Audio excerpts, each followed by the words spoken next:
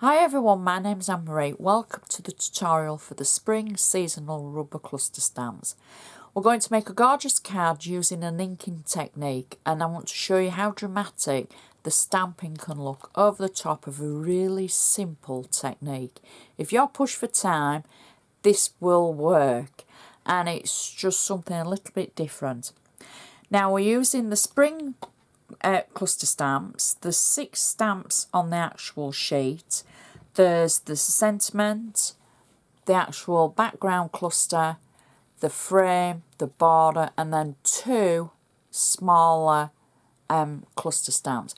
We're just going to use the sentiment stamp for this because it's more about inking and incorporating the stamps, because I want you to be able to use these with everything you have. So I don't need to worry about what brand you're using. I want you to have fun with them. We're going to be using pistachio Sweet Dixie cardstock. We're going to be using the gold Sweet Dixie cardstock and rose Sweet Dixie cardstock. And they're just for the front. And again, it's a technique rather than layering. It's something a bit different. So we're also going to want a stamping mat, and we're going to want scrap paper for our stamping. We're going to want our card base, because we're going to do it virtually from scratch today. Some of the tutorials are from scratch and some of them aren't. So everything you do need, I shall put in a list on my website, so please be sure to check it out. So this is a 7 by 5 inch card. I've just used my bone folder along the edge to make sure I've got a nice sharp crease.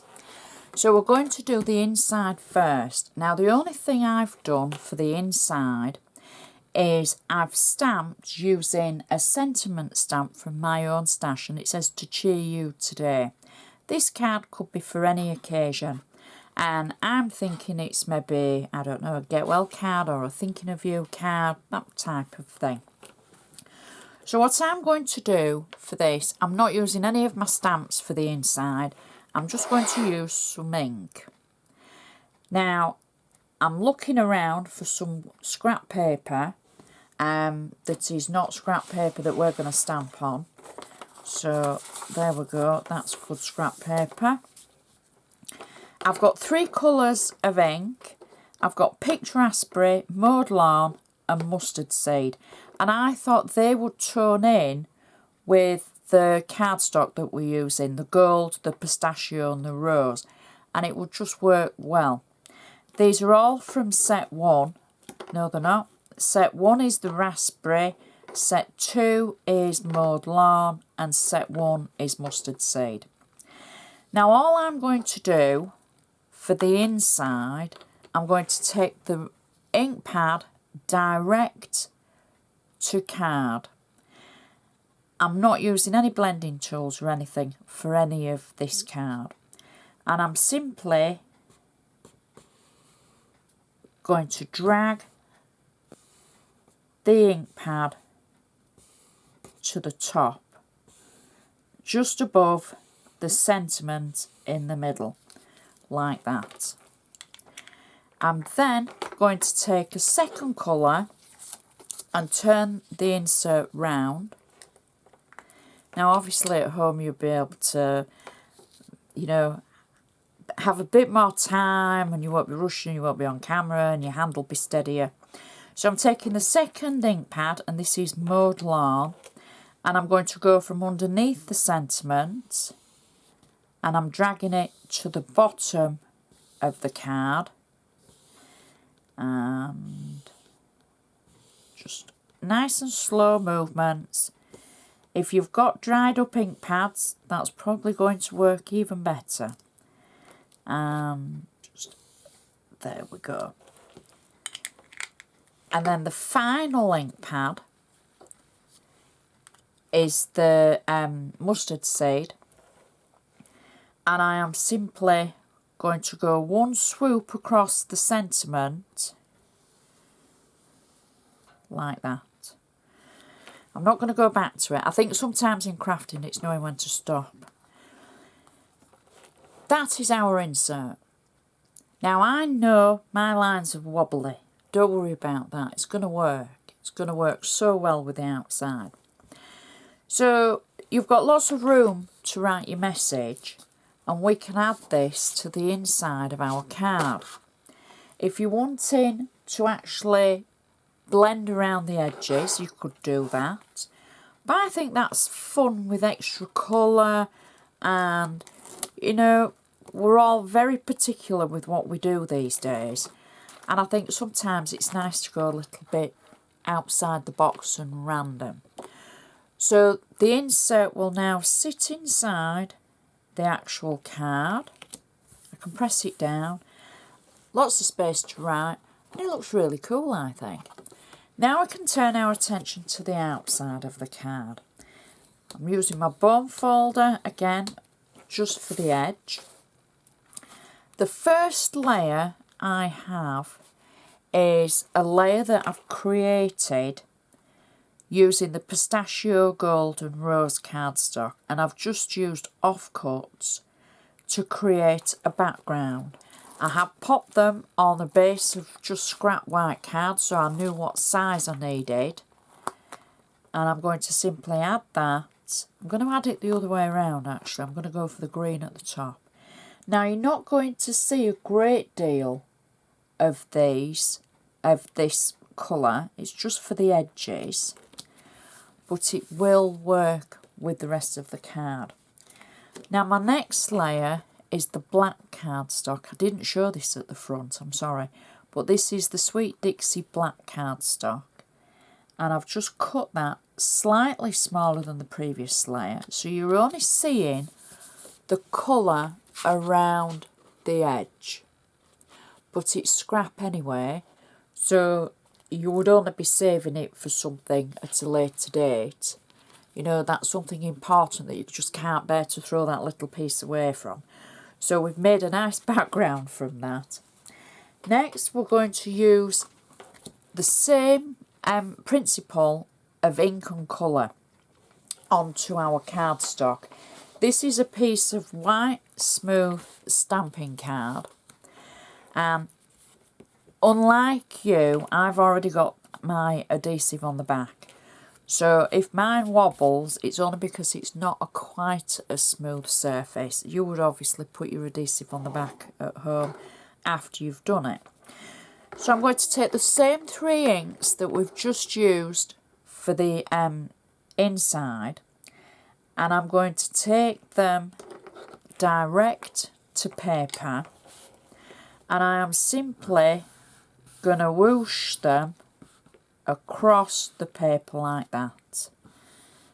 And I know what you're thinking, Anne-Marie has lost her mind, but I think this is just such a fun technique, and you can do all sorts with the colours, and if you're wanting to mix them, and it's just something you don't need any knowledge of crafting whatsoever. Just get the ink on the paper. So now it's my 3rd colour, and this is the mode lawn, like that. There we go. And wow, that's good colouring. So with 3 inks, you know, it's looking different. However, now we're going to stamp over it. So put that to one side, and we're going to want our stamp. So I've taken the spring stamp from the spring cluster set. I'm using black stays on ink, and I'm just going to tap all over the stamp. I'm going to use a piece of scrap paper just to stamp on once to test to see what I'm stamping like today, because I haven't stamped anything yet, and I want to make sure that, nope, we're going to do that again because it's quite light at the top. So I prefer practicing on a piece of scrap paper, because you know what, you can still do things with the scrap paper.